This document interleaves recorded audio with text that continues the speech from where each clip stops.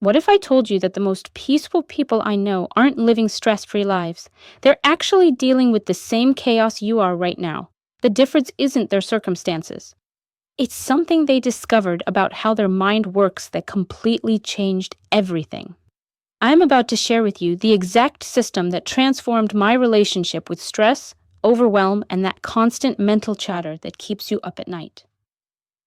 And here's what's interesting. This isn't about meditation retreats or escaping to a mountain cave.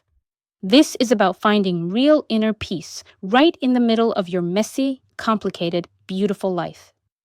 You know that feeling when everything seems to be happening at once? Your phone's buzzing with urgent messages, your brain is racing through tomorrow's to-do list, and you can't seem to catch your breath? Most people think inner peace means the absence of all that chaos, but that's actually the biggest myth holding you back from experiencing true calm. Let me tell you what happened to Sarah, one of my clients. She's a working mom with two teenagers, a demanding job, and aging parents who need more support every day. She came to me completely burned out, saying she felt like she was drowning in her own life. She thought inner peace was this luxury she couldn't afford until everything calmed down. But here's what we discovered together. Inner peace isn't about your external world becoming peaceful. It's about developing an internal stability that remains steady no matter what's swirling around you. Think of it like this. You know how a gyroscope stays balanced even when the ship it's on is rocking back and forth? That's what we're building inside you. The first thing you need to understand is that your brain is designed to keep you safe, not peaceful. Every day, your mind processes thousands of pieces of information, looking for potential threats and problems to solve. This is why your thoughts can feel so chaotic and overwhelming. Your brain thinks it's protecting you by constantly scanning for what could go wrong. But this ancient survival system wasn't designed for modern life. Your brain can't tell the difference between a genuine physical threat and a stressful email from your boss. It responds to both with the same fight or flight reaction. This is why you can feel anxious and on edge even when you're technically safe. Understanding this changes everything because it helps you realize that those racing thoughts and that feeling of constant urgency isn't your fault. It's just your brain doing what it thinks is its job. Once you see this pattern clearly, you can start working with your mind instead of against it. The second breakthrough comes when you realize that inner peace isn't something you find, it's something you access. It's already there, underneath all the mental noise. Think about those moments when you felt completely calm and centered. Maybe you were watching a sunset, holding a sleeping baby, or completely absorbed in something you love doing. In those moments, the peace was already there. You just stopped fighting it. This is where most people get stuck. They try to create peace by controlling their external circumstances. They think if they could just organize their life better, solve all their problems, or get everyone around them to behave differently, then they'll finally feel peaceful. But this approach actually creates more stress because you're trying to control things that are largely outside your influence. Real inner peace comes from shifting your focus from controlling your circumstances to managing your internal response to those circumstances. This doesn't mean becoming passive or giving up on improving your life. It means developing the inner stability that allows you to respond rather than react to whatever comes your way. Let me share the framework that makes this practical and achievable. I call it the Peace Protocol. And it has 4 core components that work together to help you access that natural calm that's already within you. The first component is awareness without judgment. Most people think being aware of their thoughts and emotions means analyzing them or trying to fix them immediately. But this actually creates more mental activity, not less. True awareness is like becoming a curious observer of your own experience. Here's how this works. When you notice yourself feeling stressed or overwhelmed, instead of immediately trying to solve the problem or push the feeling away, you pause and simply acknowledge what's happening. You might say to yourself, "I'm noticing anxiety in my chest right now," or "My mind is racing with worried thoughts about tomorrow."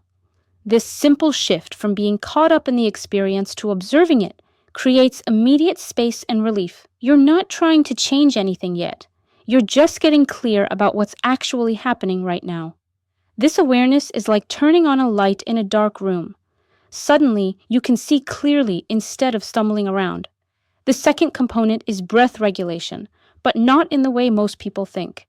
You don't need complicated breathing techniques or to spend 20 minutes doing breath work. You just need to understand that your breath is the bridge between your conscious and unconscious mind. When you're stressed, your breathing becomes shallow and quick. When you're calm, your breathing naturally slows down and deepens. By consciously adjusting your breath, you can send a signal to your nervous system that it's safe to relax. Here's the simplest version that works anywhere, anytime. Take a breath in for 4 counts. Hold it for 4 counts. Then exhale for 6 counts. The longer exhale activates your parasympathetic nervous system, which is responsible for rest and restoration. You can do this 3 times while sitting in traffic, before a difficult conversation, or anytime you notice tension building up. The third component is emotional regulation, and this is where things get really interesting. Most people try to regulate their emotions by avoiding negative feelings or forcing positive ones. But emotions are actually messengers carrying important information about your needs and boundaries. Instead of trying to get rid of difficult emotions, you learn to be with them skillfully. This means feeling them fully without letting them drive your behavior.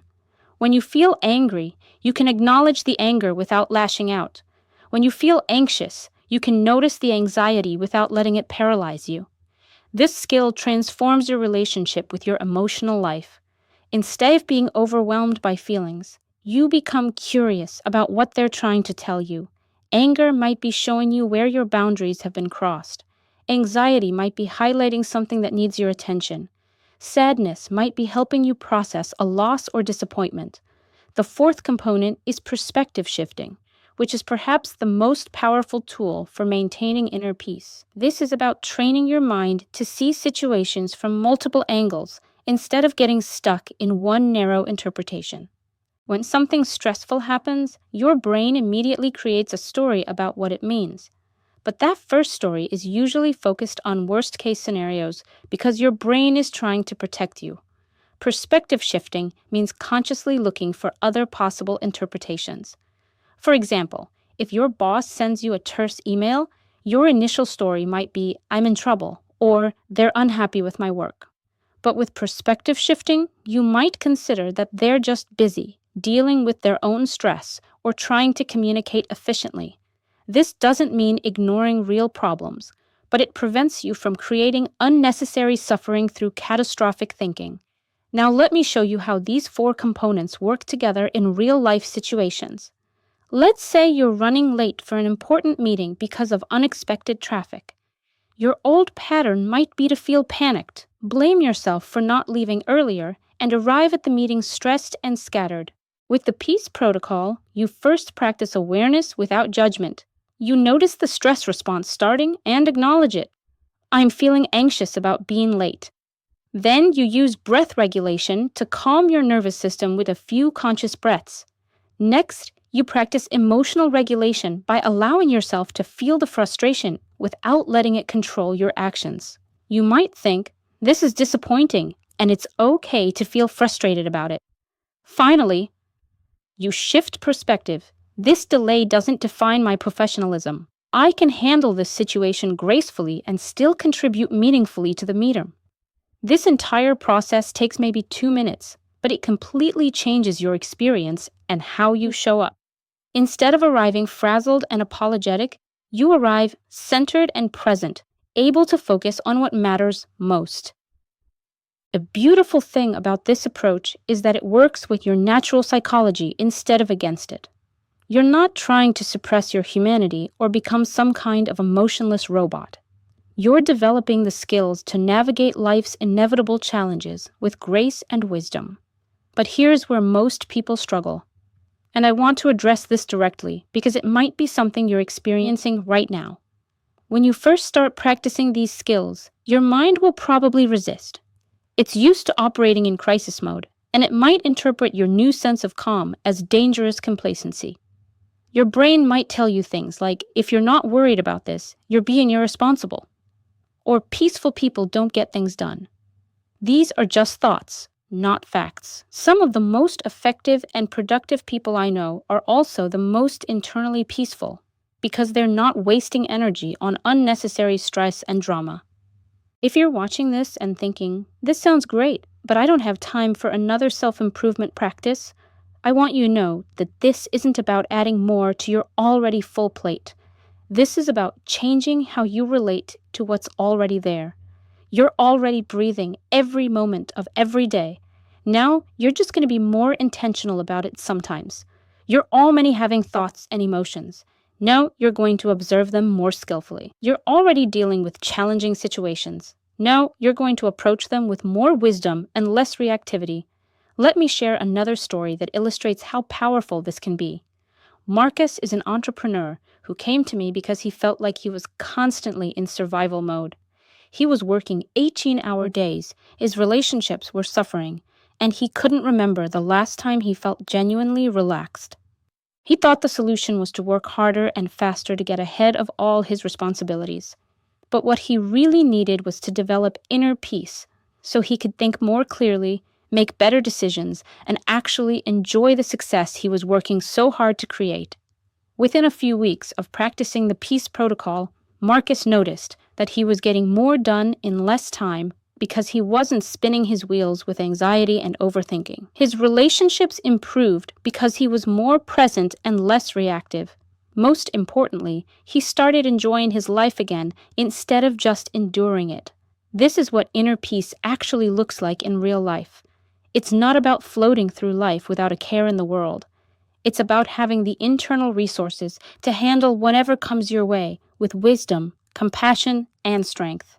Now, I want to talk about something that might surprise you. One of the biggest obstacles to inner peace isn't external stress. It's the guilt and resistance many people feel about becoming more peaceful. There's this underlying belief in our culture that if you're not stressed and worried, you're not caring enough or working hard enough. But think about the people in your life who you most admire and respect. Are they the ones who are constantly frazzled and overwhelmed? Or are they the ones who seem to have a quiet strength and wisdom, who can handle difficult situations without falling apart? Inner peace isn't selfish or lazy. It's actually one of the greatest gifts you can give to the people around you. When you're centered and calm, you can be truly present for others. You can offer support without getting pulled into their drama. You can make decisions from wisdom instead of fear. There's also this misconception that peaceful people don't have strong emotions or passionate opinions. That's not true at all. When you have inner peace, you actually feel more deeply because you're not defending yourself against every feeling. You can be fully alive and engaged while maintaining your center. Let me give you some practical ways to start implementing this today. First, choose one moment each day to practice awareness without judgment. It could be when you first wake up, during your lunch break, or before you go to sleep. Just spend a few minutes noticing what you're thinking and feeling without trying to change anything. Second, use the simple breathing technique I shared earlier whenever you notice stress building up. Remember, it's 4 counts in, hold for 4, exhale for 6. Do this 3 times and notice how your body responds. Third, when you catch yourself creating stressful stories about situations, ask yourself, what else could this mean? Look for at least 2 other possible interpretations before you decide how to respond. And fourth, practice emotional regulation by naming your feelings out loud or in your head. I'm feeling frustrated right now, or I notice anxiety in my stomach. This simple act of naming creates space between you and the emotion, making it less overwhelming. You don't have to do all of these perfectly or all at once. Pick the one that feels most accessible and start there. Inner peace is built through consistent, small practices, not through dramatic life overhauls. I also want to address something that comes up for a lot of people. You might be thinking, but what about all the real problems in my life? What about my difficult relationships, my financial stress, my health concerns? Inner peace isn't about pretending these things don't exist or don't matter. Actually, when you're more peaceful internally, You become much more effective at addressing real problems. You can think more clearly, communicate more skillfully, and take action from a place of wisdom rather than panic. You're not avoiding your problems, you're approaching them from a much more resourceful state. Sometimes people worry that if they become too peaceful, they'll lose their edge or their motivation. But this is based on a misunderstanding of what inner peace actually is. True peace is dynamic, not static. It's not about becoming passive or complacent. It's about having access to your full range of capabilities without being hijacked by stress and reactivity. Think about athletes at the highest level. The best performers are the ones who can stay calm and focused under pressure. They're not less competitive or driven. They're more effective because they're not fighting themselves at the same time they're competing. If you're someone who's used to pushing through stress and powering through overwhelm, developing inner peace might feel strange at first. You might even feel guilty about it, like you're somehow cheating or taking the easy way out. But I want you to understand that true inner peace actually requires tremendous courage and strength. It takes courage to stop running from your emotions and start feeling them fully. It takes strength to choose response over reaction when everything in you wants to lash out or shut down. It takes wisdom to stay centered when everyone around you is caught up in drama and chaos. The people who develop real inner peace aren't the lucky ones who have easy lives. They're the ones who've learned to find stability within themselves, regardless of what's happening around them. This is a skill you can develop, and it's one of the most valuable investments you can make in yourself and your relationships. Here's something else that's important to understand. Inner peace isn't a destination you reach once and then you're done. It's more like physical fitness, something you maintain through regular practice. Some days will be easier than others. Some situations will challenge your peace more than others. That's completely normal and doesn't mean you're doing anything wrong. The goal isn't to never feel stressed or never have difficult emotions. The goal is to have the skills to navigate these experiences without being overwhelmed by them. You want to be able to feel your feelings without letting them control your behavior. You want to think clearly even when situations are complex and challenging. As we wrap up, I want to leave you with this thought. The inner peace you're seeking isn't something exotic or mystical that only certain special people can access. It's your natural state underneath all the conditioning and habits that create mental turbulence. Every moment offers you an opportunity to come back to this natural calm. You don't need perfect conditions or unlimited time or special training. You just need to start paying attention to what's already here and working with your mind the way it actually functions, rather than fighting against it. If this resonates with you and you want to go deeper into these concepts, I've created several other videos that build on what we've covered today. There's one specifically about emotional regulation techniques that goes much deeper into working with difficult feelings. Another one explores the relationship between your thoughts and your stress levels and how to break free from mental patterns that keep you stuck. I'd love to hear about your experience as you start implementing these ideas. What resonates most with you? What feels most challenging? Drop a comment below and let me know. And if you found this helpful, please share it with someone who might benefit from developing more inner peace in their life. Remember, the world needs more people who can stay centered and wise in the middle of chaos. Not because they're avoiding the real challenges of life, but because they've developed the inner resources to meet those challenges with grace and effectiveness. You have everything you need to become one of those people. The peace you're seeking is already within you, waiting to be accessed and developed. Take a deep breath and remember that every moment is a new opportunity to choose peace over panic, wisdom over worry, and presence over pressure. You've got this, and your future, more peaceful self is already proud of you for taking this first step.